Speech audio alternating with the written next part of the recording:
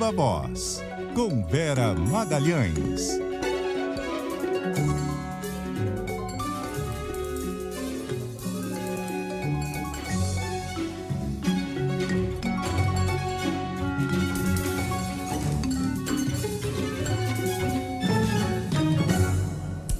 E aí, Vera?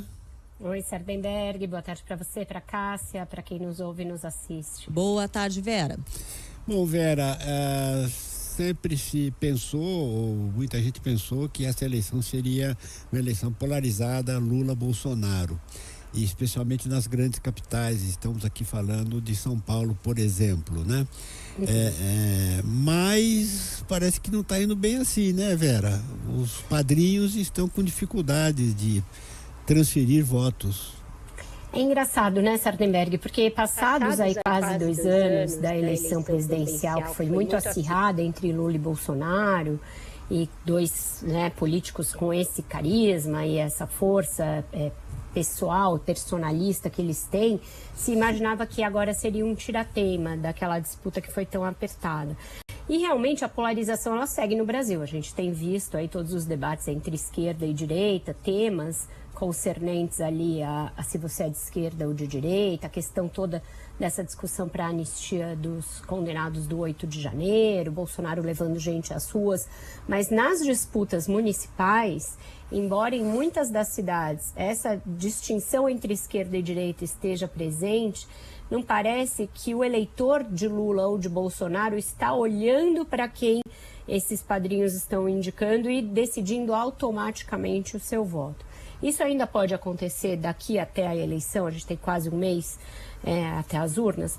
Pode se acentuar, pode acabar sendo um fator decisivo, mas o que as pesquisas mostram até esse presente momento é que outros fatores parecem estar determinando a escolha de voto. Desde aquela lógica que a gente sabe que existe, de que uma eleição municipal é também pautada muito pelos problemas das cidades, até o fato de que a pessoa se vê como alguém de direita ou de esquerda, mas não necessariamente aguarda o aval do Lula e do Bolsonaro para escolher o seu candidato, esse peso tem sido muito mais diluído.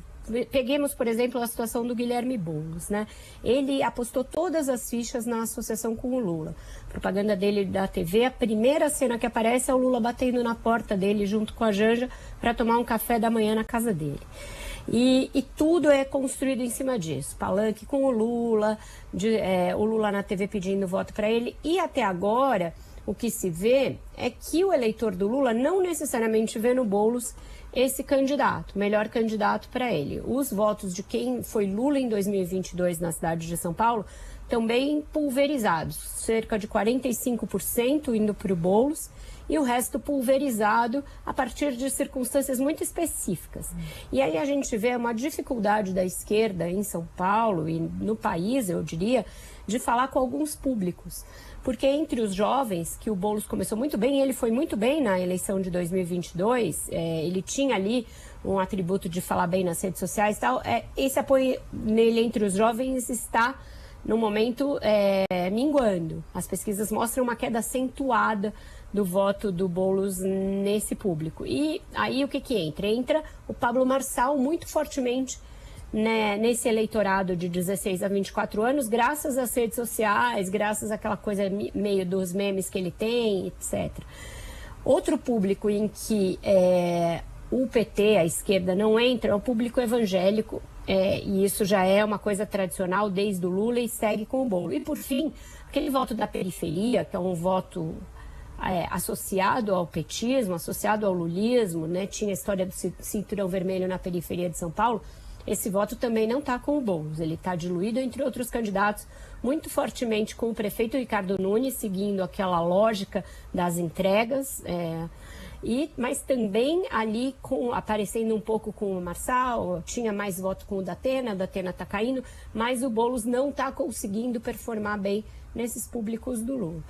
E aí a gente chega no Bolsonaro. Bolsonaro apostou muito as fichas dele nessa eleição, achava que ia ser um recall dele, e que ele ia ficar muito forte e que isso, a eleição iria carrear um movimento para que ele se tornasse elegível, para que ele também fosse anistiado além dos condenados do 8 de janeiro. E o que a gente vê não é exatamente isso. O candidato principal dele, aquele que é mais colado à imagem dele, é o Alexandre Ramagem, no Rio de Janeiro, e ele não consegue decolar. Os votos bolsonaristas estão muito com o prefeito Eduardo Paes, que se apresentou como um raro caso de candidato de centro, né? Ele tem o apoio do Lula, mas também não usa isso como um grande troféu, deixa o Lula lá discretamente na campanha dele, mas tem muito voto do bolsonarismo, num sinal de que, nesse caso, a administração da cidade falou mais alto que a ideologia. Então, eu acho que é uma coisa que vai ter de ser reavaliada, esse peso dos padrinhos, se a coisa prosseguir assim daqui até o dia 6 de outubro, que é quando acontece a eleição. 6, 7 de outubro, que é quando acontece. 6 mesmo, quando acontece a eleição. 6 de outubro. Vera Magalhães. Obrigado, Vera. Até logo mais no ponto final, às 18 horas, e até amanhã aqui no CBN Brasil. Obrigado, Vera. Até mais, gente. Ótimo, mais tarde, ótimo jornal para vocês. Obrigado e até mais.